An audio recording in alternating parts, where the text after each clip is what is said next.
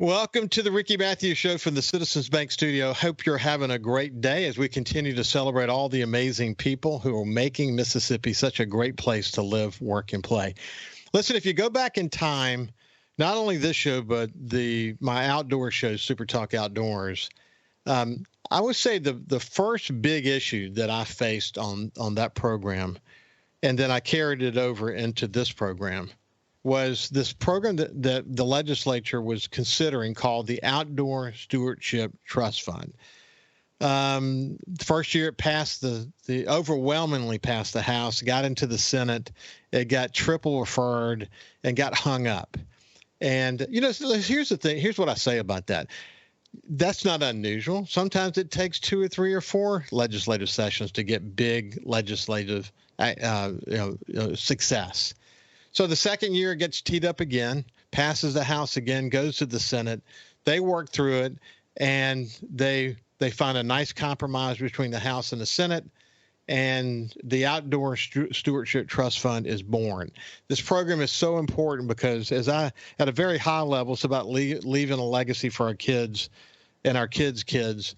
It's about so much that involves improving outdoor enjoyment in the state. It's not just about hunting and fishing. It could be about a boat ramp or a walking trail. There's so many different ways that we can improve the enjoyment of the outdoors in Mississippi. But the main thing that was so important to us was we needed a tool. We needed a fund that gave us the ability to draw down matching funds. We were hoping that we could take $1 that Mississippi invested and make it $3 or $4 or $5 as we go into the future.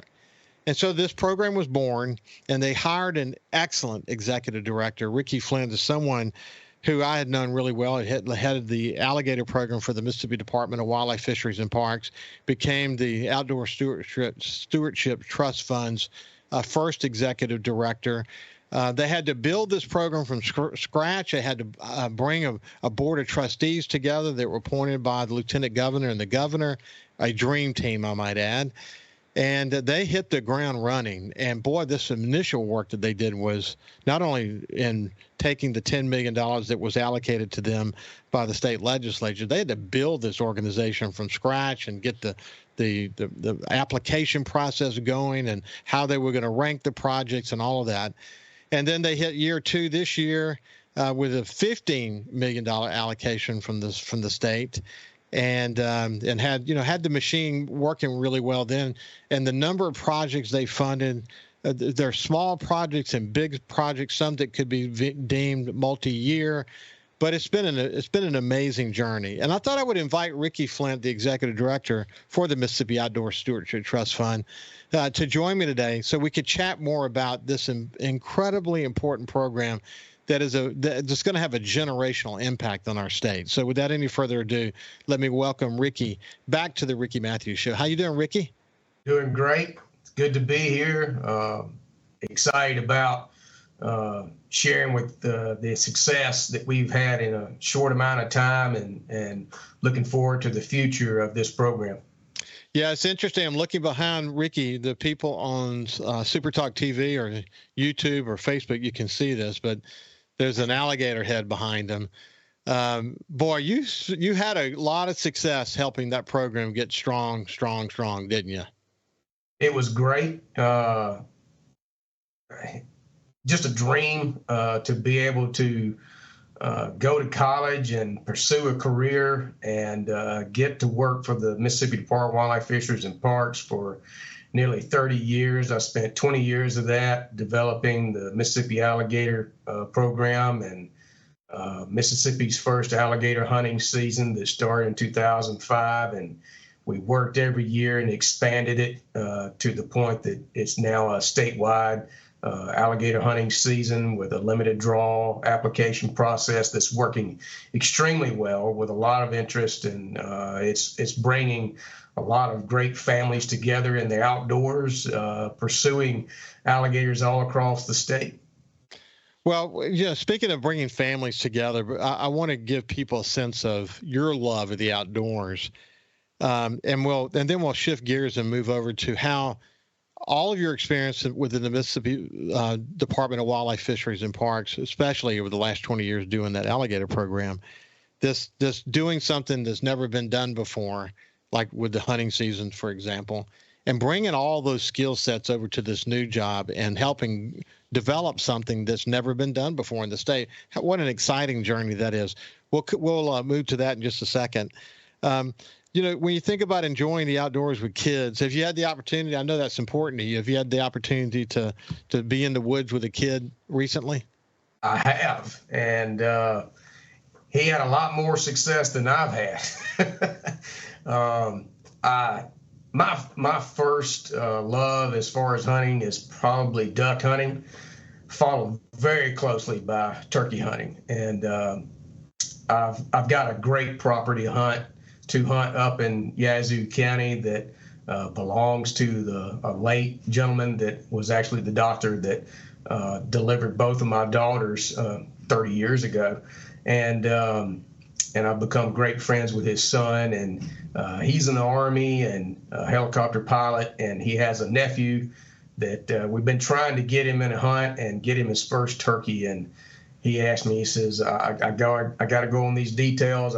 Can you help me take Johnny and get him his first turkey? And we were successful and had just a phenomenal hunt that day that we didn't take the turkey until 11 o'clock in the morning. We walked 4.3 miles, basically in 3 different circles, working 3 different bunches of birds that morning at multiple times. And the bird came in behind us, and it's a story in itself. I wish it was all on video, because I just collapsed when he finally killed the bird, and just relief and excitement for Johnny.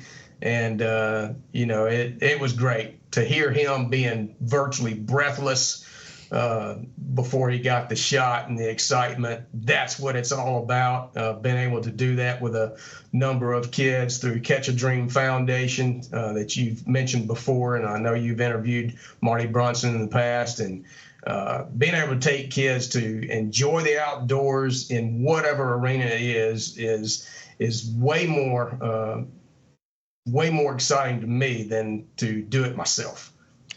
Well, I often refer to Mississippi as the capital of the outdoors in America, because there's so many different ways to bring kids into the outdoors. And listen, I'm the same way, whether it's my kids or whether it's my nephews or just, a friend's child.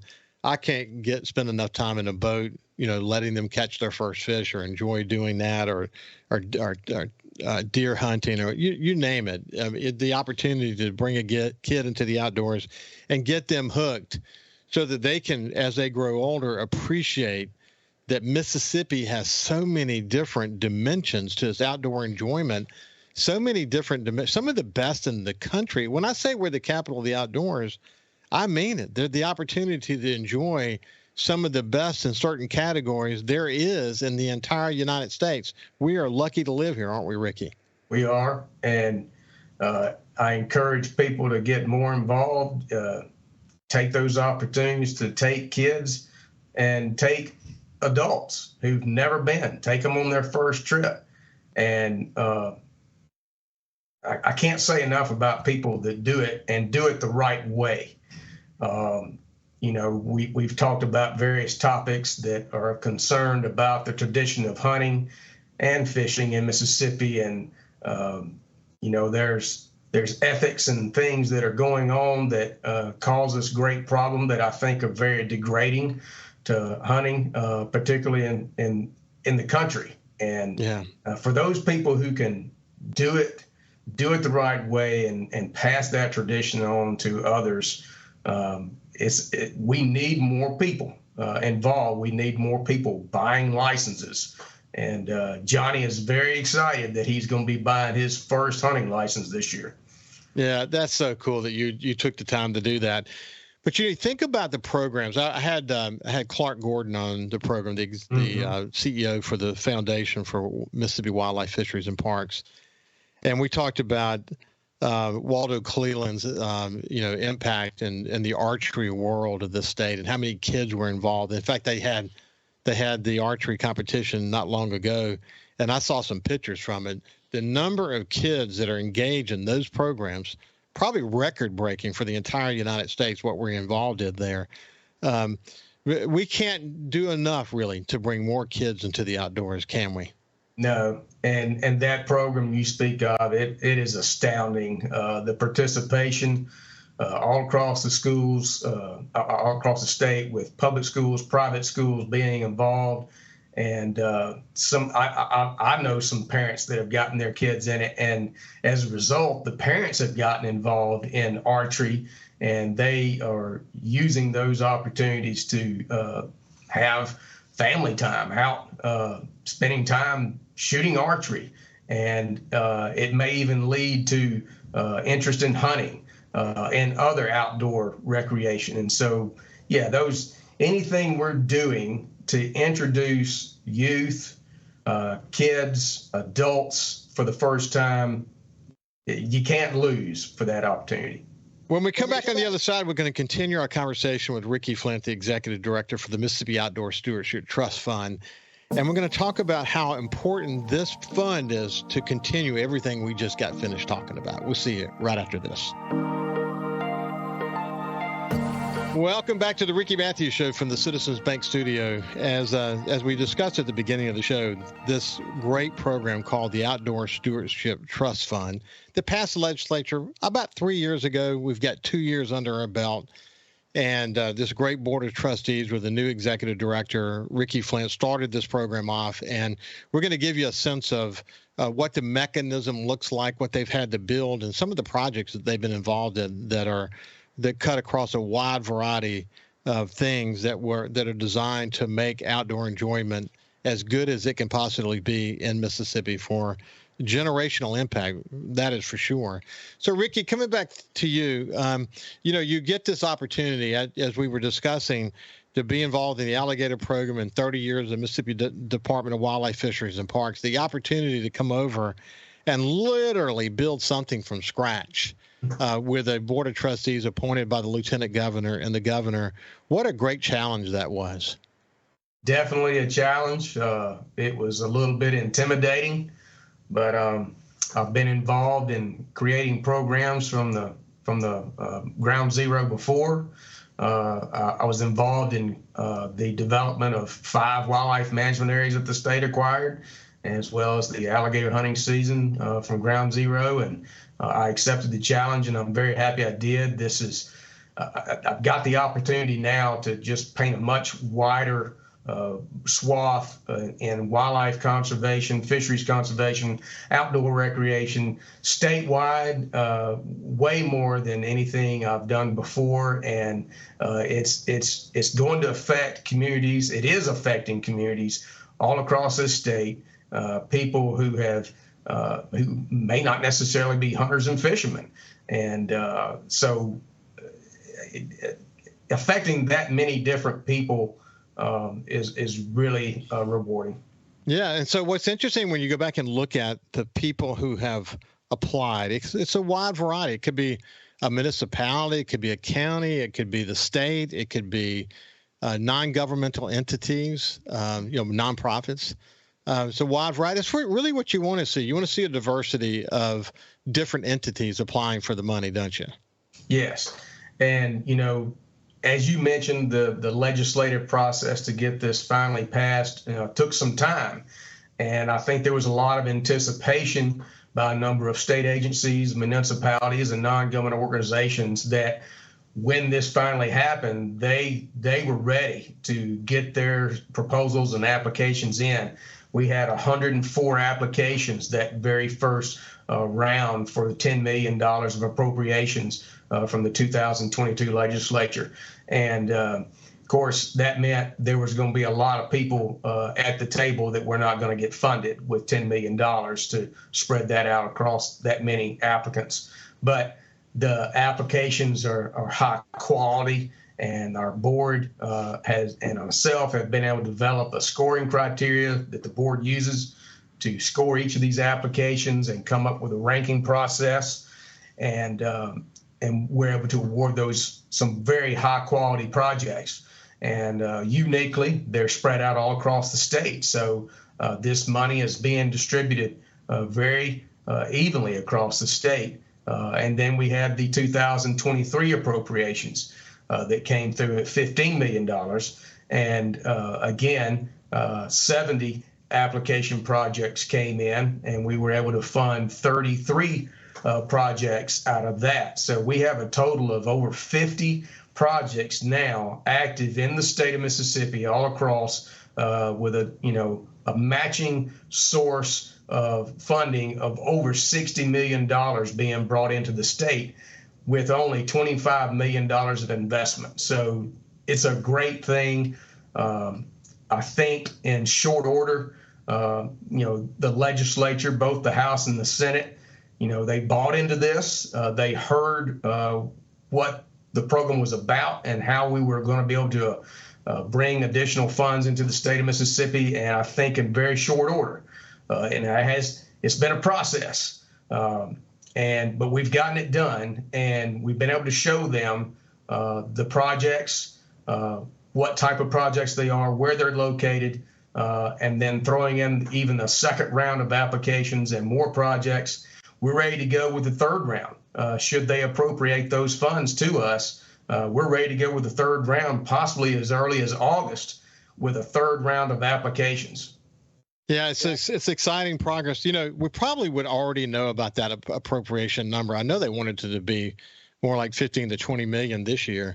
That was the original plan. But you think about what this legislative session was all about, probably one of the most action-packed sessions we've had in a long time, with the whole notion of educational funding and the formula around that, Medicaid expansion. Man, just a terrific debate in the House and Senate about that. And then you look at the state retirement program, the PERS program, and all these issues around that. So reach an agreement on that. And then you think about all the other bills they were able to pass in the process. I mean, it's been an action pass. I would say one for the ages type of legislative sessions. I know from the lieutenant governor and other leaders that there is a commitment to funding this. They just needed to let some of this other stuff work out, and so they could get to the exact number. I hope it would be more like 20 million, frankly. That was kind of the original hope, the original plan. But at this stage of the game, given the challenges of this particular session, I think, 10 to 15 million would be acceptable, in my eyes. I don't know if you have a number in your mind, but at the end of the day, hopefully soon we'll find that number and we can get moving on the next round. That is for sure.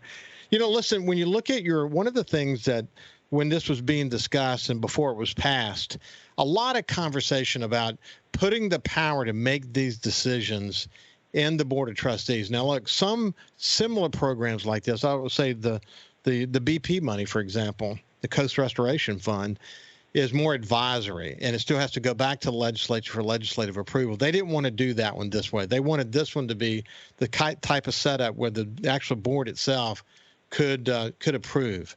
And so the amount of oversight that became part of this as a result of that bill was very substantial, but for good reason, because they really want to make sure that all the key stakeholders in the legislature and in state government are engaged in the process. That part of it's really kind of worked pretty well, hasn't it? It has. And like you said, the board is basically a dream team of individuals that's come together. And they did a tremendous amount of work before I was ever involved, getting the applications developed and a process going on. And I didn't come in until February of 2023, so I've been here just a little over a year. But they had been working on this for 5 or 6 months, trying to get things going, meeting weekly, planning and getting things done, having conversations with other states that have like projects, particularly the state of Georgia. A lot of what we're doing, we have modeled from what the state of Georgia's stewardship program has been doing. And I think that has been a good thing for us. It's great that you've always got entities that are already kind of doing the same type of thing. They've learned some lessons, and we can hopefully skip, making any kind of mistakes by what they've learned. And they've been tremendous source of help to me in getting some things done. It always pays to look out at those who've got the experience and have been known in the industry, known in the nation as best practices around this.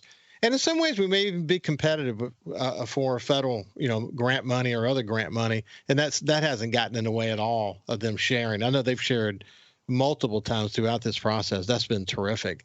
Speaking of your board of trustees, why don't you give us a sense of who the trustees are? Yeah, so there's 7 board members, 4 appointed by the governor, 3 appointed by the lieutenant governor. Van Ray out of Yazoo City is our chairman. Denny Terrell out of Kosciuszko is our vice chairman.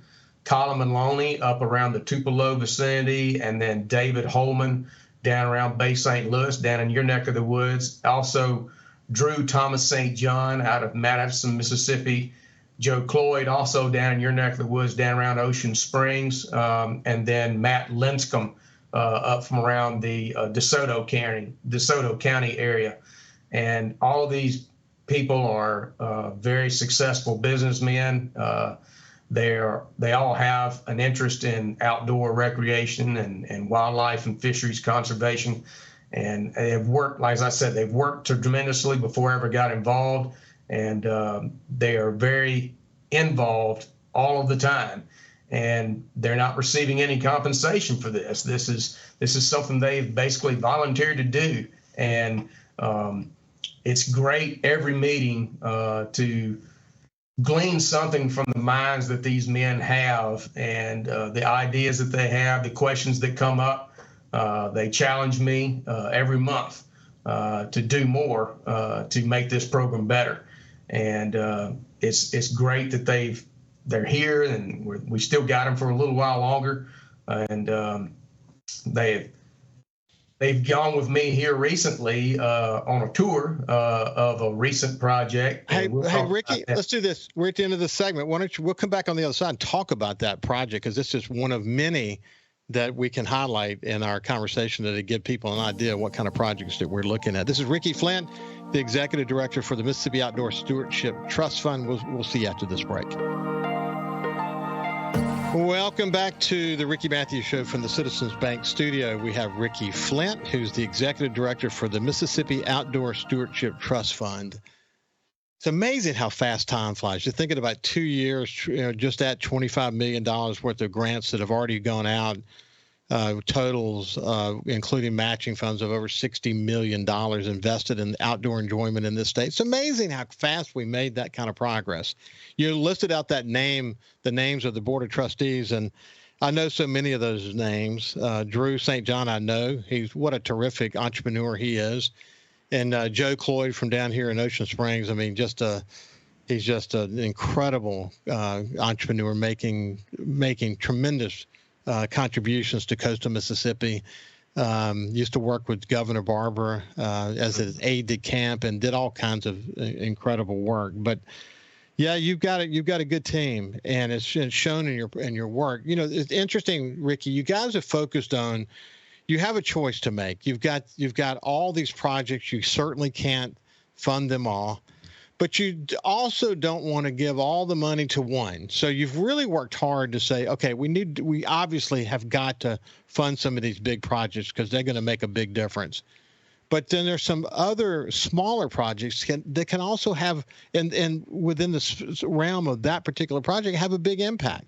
So you've tried to get a good mix of small and large projects, and it's something you guys are really focused on, isn't it?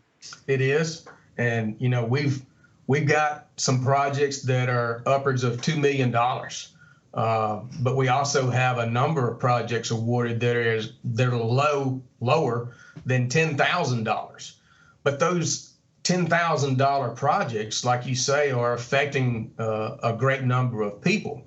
A number of these are kayak launches at some of our state parks and state lakes that are providing a unique need there for a user group that is becoming more and more popular across this state. So we're trying to benefit that need.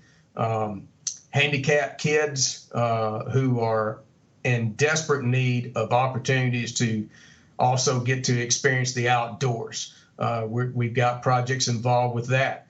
And, from one end of the spectrum to the other, we're affecting the lives of so many people. It is incredible. You were mentioning that some of the Board of Trustees had the opportunity to actually go observe something here on the coast that is amazing. You can issue a grant like that, and then the rubber hit the road so rapidly. I saw some of the videos from what you guys went to observe, and it's amazing. But that's what you call impact. Yes. So, our appropriations that were awarded through the 2022 appropriations, those projects got awarded in October of 2023. Those projects are all, got shovels in the ground right now. Some of them are still in the process of, getting bids and things. They hadn't actually started work yet. So that was from projects that were awarded in October of 2023. We just awarded the next round back in February of this year. But we've got this one particular project that just got awarded here in the last couple of months that is over $1.5 million in funding that we're providing that is going to be completed by mid-May. And we got invited by the Nature Conservancy to come and do a tour of that project. It's in the Bay St. Louis Bay there. It's a recreational reef fishing enhancement project that when the other funding mechanisms that are in place, along with Mississippi Outdoor Stewardship Trust, all combined together, there's going to be over 35 acres of fishing reef constructed there. That's going to be tremendous for that area, as well as anybody else who's interested in coming to coastal Mississippi to do recreational fishing. And I got to go and tour that last week, and I was tremendously educated by being able to go there and see what was going on. My knowledge of how you built fishing reefs compared to the technology that's in place now, and how they are able to deposit the material on the bed of the ocean, the bed of the bay, with precision is unbelievable. So across 35 acres, you basically have this matrix of piles of crushed limestone that are it's like a matrix of ant beds out there, but it's all limestone. And the boom that is placing the material has a GPS instrument on it that is literally placed. They already know the exact location for each pile, and that boom is putting it within 2 inches precision, the exact location where it needs to be. And so it has a much more diverse strata on the bottom of the bay there, creating more diversity for more species of crustaceans, oysters, fish, you name it. And so it's really exciting to see this. And I found out last night that the material that has been ordered as a result of our funding is on its way right now from Kentucky, and it will all be in place by the middle of May. So that project will be completed before many of the projects we awarded back in February of 2023 actually even get started.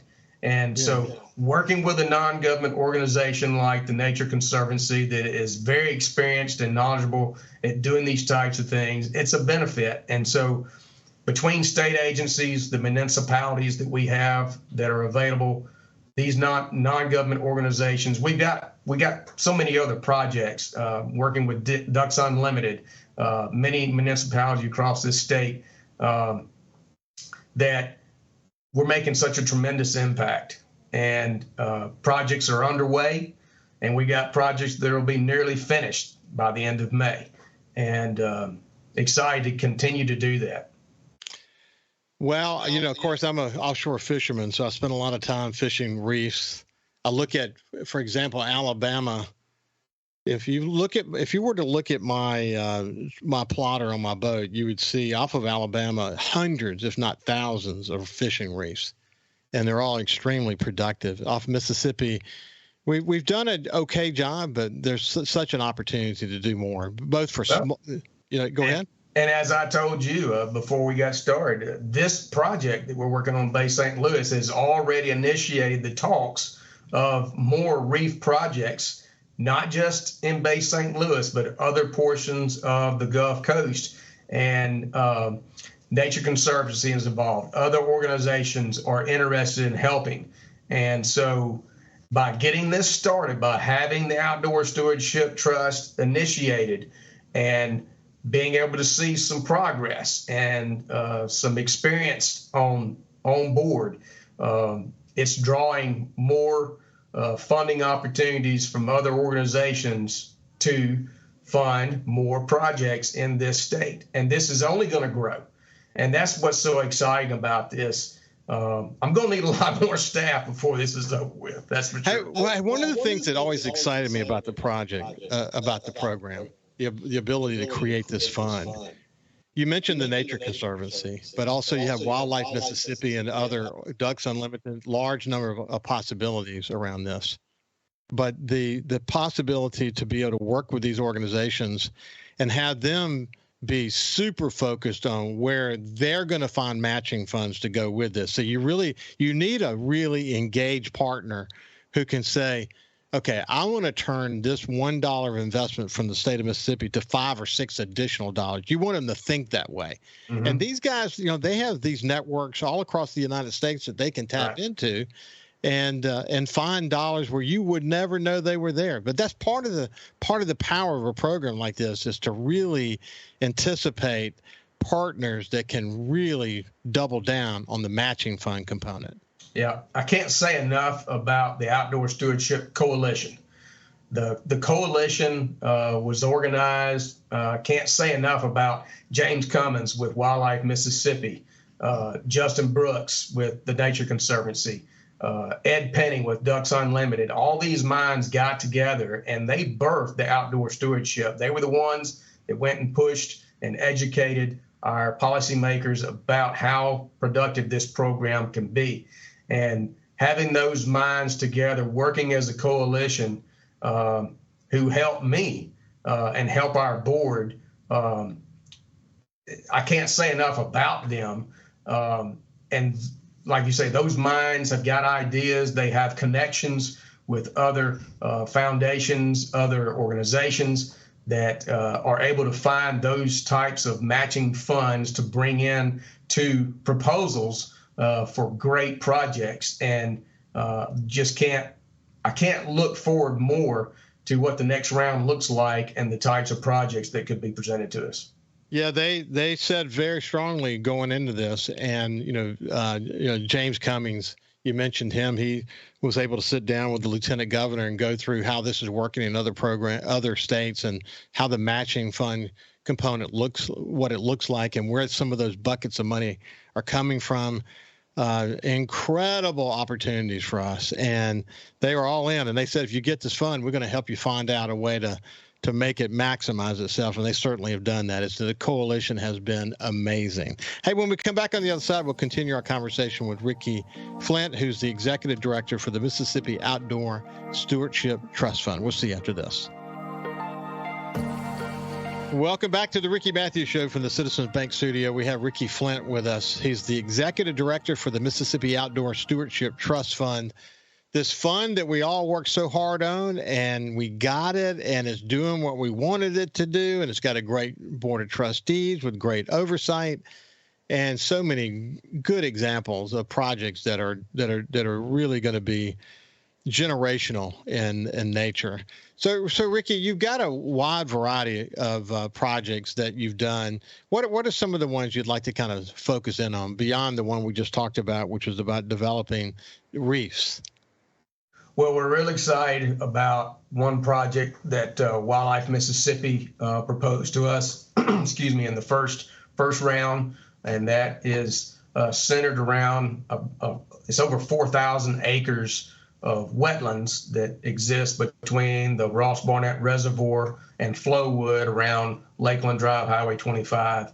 That area of 4,000 plus acres has now been secured with a permanent easement that it will be protected. It has tremendous amount of opportunity for some wildlife conservation projects, some development of roads and facilities, educational facilities, boat ramp access, Everything from wetland restorations, wetland enhancements, longleaf pine restoration on the same property. So we're excited about that. It's a $1.5 million or so project, and they've got a lot of great things going on there. Centrally located right here near the capital city, so that's a great opportunity there. We have a number of projects that we are doing with the Mississippi Department of Wildlife, Fisheries, and Parks. In the first round, there were 7 projects funded there. In this most recent round, we funded another 11 projects. Now, some of those are, like I said, are as small as $8,700 per project, but then some of them are in the hundreds of thousands of dollars of projects. And one in particular from the first round is the North Mississippi Fish Hatchery event pond that is located there in Enid, and I'm getting reports from those projects. They're at 80% completion right now, so that's an opportunity for access for fishing rodeos, educational events that go on there at the fish hatchery. A lot of improvements been made there for access and use and education being done there. Another great project is at Horseshoe Lake in the Mississippi Delta. If for your viewers who have ever heard of water hyacinth, if you've got any experience with a fishery or a waterway that has been impacted by water hyacinth, which there are not that many around that haven't been impacted, and that's a problem because any area that has started to be impacted, if you don't have a control program in place, it's not long before it's going to be a severe impact, not only to navigation, but a severe impact to fisheries. So the Horseshoe Lake Restoration Project is involving eradication of water hyacinth. That lake was so severely impacted that there was literally no recreational use that could be done on it. And so that project is now 50% complete. Weather conditions have finally gotten to the point now where those plants are in the perfect condition to have the herbicides applied to them to begin the eradication of that terrible, exotic, noxious weed that is impacting the southeastern United States. I think I've mentioned it before, but there's a place called Camp Kamasa in Copiah County. It is operated through the Mississippi Foundation, Mississippi Toughest Kids Foundation. It's a private entity that emphasizes help for disabled children, and doing a tremendous amount of work there. It is a tremendous facility, and we're helping them fund some facilities on a lake there that will be specific to handicap and disabled children to be able to have access to boating, kayaking, canoeing, fishing. And we also have another project that came on board with this latest funding for an outdoor viewing area, green space on the property. So great opportunity there. I could go down the list. We could spend all week talking about these 35 plus projects that are going, actually, no, it's 55 projects now that we're in the process of getting started. Hey, so let's do this, Ricky, in the short time we have left. If someone wants to learn more about the Outdoor Stewardship Trust Fund, give them an idea of the website. So if you'll just Google search Mississippi Outdoor Stewardship Trust Fund, you'll find us on the Department of Finance Administration webpage. You can go there. You will see everything you need to know, one, about who are these projects available to, state agencies, municipalities, non-government organizations, what type of projects apply, and how to apply. All of that information is there. That's awesome. Ricky Flynt, it's been a pleasure to catch up with you, my friend. Yes, great to catch up with y'all, and brag about what we're doing. It's great for Mississippi. Well, good luck with the legislature. We're looking for 20 million. Hopefully we get that number. I'm confident we'll be funded. Okay, buddy. Take care. Have a great day, and we will see you tomorrow. Take care.